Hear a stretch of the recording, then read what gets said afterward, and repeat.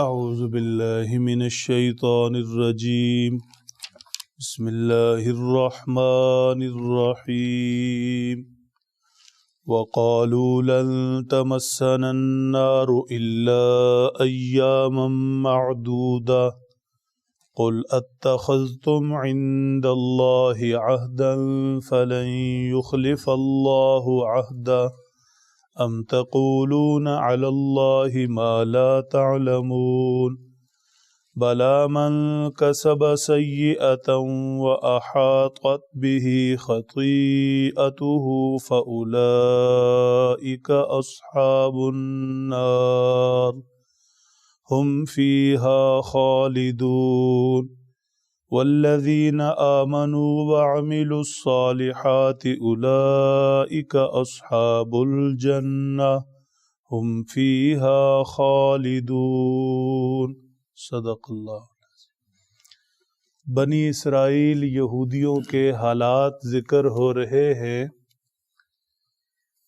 ایک طرف ان کے ایک طبقے کا یہ کہنا تھا لن يدخل الجنت الا من کان ہودا او نصارا، جنت میں صرف ہم یہودی یا عیسائی ہی داخل ہوں گے، کوئی اور نہیں ہو سکتا۔ دوسری طرف ایک طبقے کا یہ کہنا تھا کہ بالفرض اگر ہم جہنم میں چلے بھی گئے تو چند ہی دن وہاں ٹھہریں گے، ہمیشہ ہمیشہ کے لیے نہیں، پھر ہماری جنت میں واپسی ہو جائے گی۔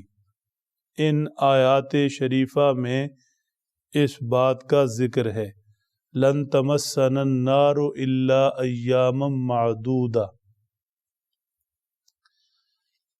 یہودیوں کی اس خام خیالی کی، اس خواہش کی، اندر پلتی ہوئی ایک بات کی ایک جواب تو یہ دیا گیا،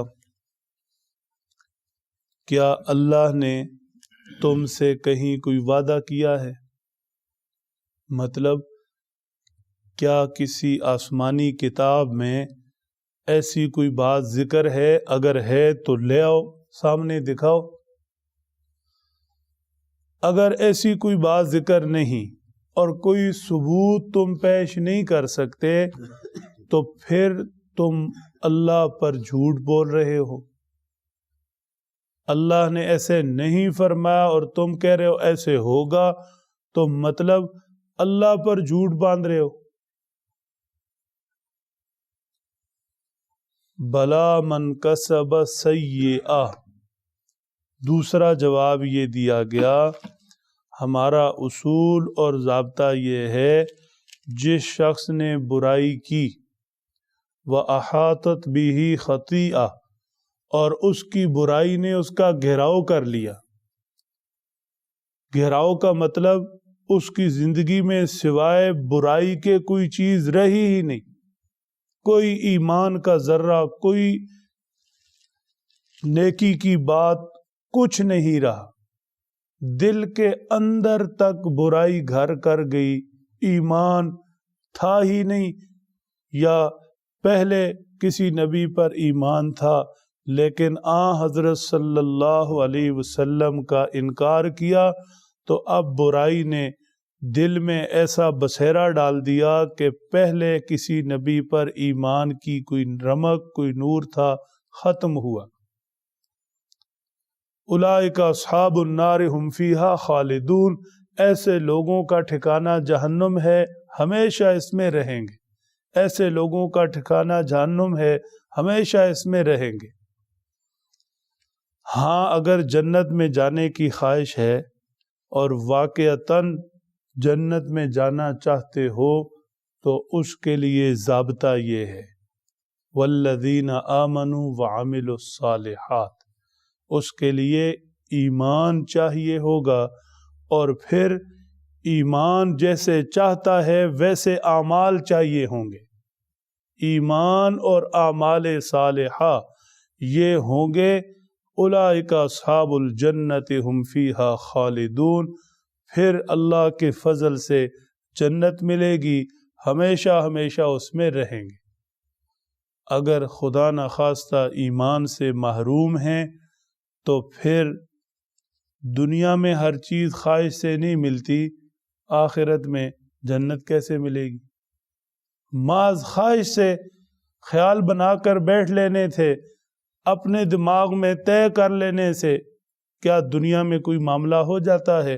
آج کوئی شخص خواہش کرتا رہے میں بادشاہ بن جاؤں، اور دل میں طے کر کے بیٹھ جائے کہ میں وزیر اعظم ہوں اور میں فلاں عہدے دار ہوں، یا کوئی طالب علم پڑھنے والا بچہ خواہش کر کے بیٹھ جائے کہ میں نے تو ایم اے پاس کر لیا